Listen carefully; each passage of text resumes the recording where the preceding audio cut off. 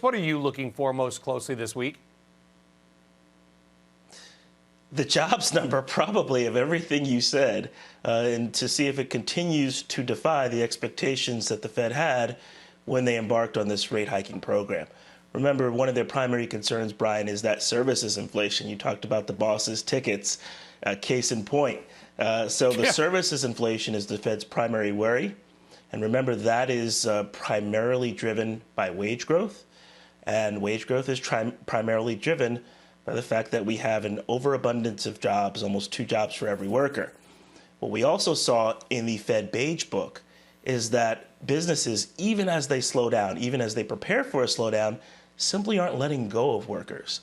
So it's changed my outlook on 2023 a bit, Brian, because if the duration's going to be elongated between Fed action and the result they expect, this might last a little bit longer than we anticipate, particularly if you're like me and you think that whether it's 25 or 50 next week, that there's probably 150 basis points behind that as well. Yeah, and we got the meeting coming up here at the January 31st to February 1st. There was a journal story over the weekend, Greg, about sort of they may be ready to talk about a pause, but let's be clear, a pause is not a pivot. It's not like we're going to go from 5% back down. Are you predicting, like the Fed has tried to hit us over the head with, higher rates for maybe years?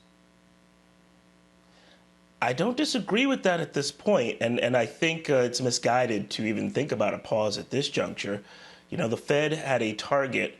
I'll call it a target. They called it a forecast. I'll call it a target of unemployment of 4.6% to bring wage growth in line with what would lead to some deterioration in that services inflation metrics. But we're at 3.5%.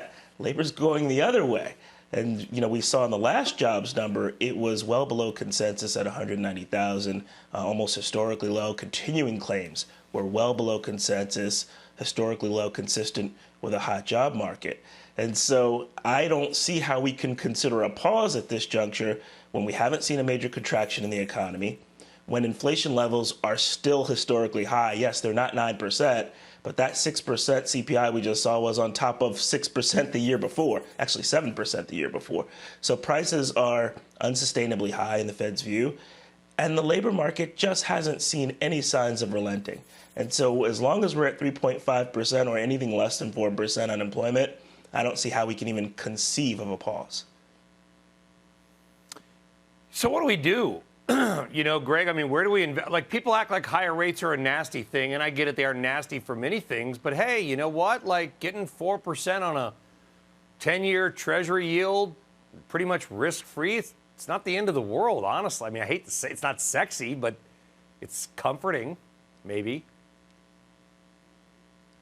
And I think that that's exactly right, Brian. Bringing some perspective to the discussion is important.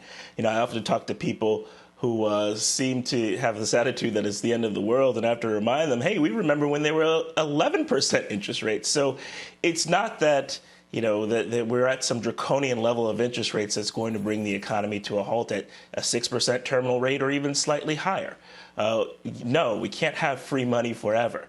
In terms of the market, I think that we have some nice stories that will develop throughout the year. I think that we will be in agreement when the Fed is done towards the middle of the year, and we won't be looking to the Fed and the relevant data points for the ups and downs in the market anymore. We'll probably refocus on valuation.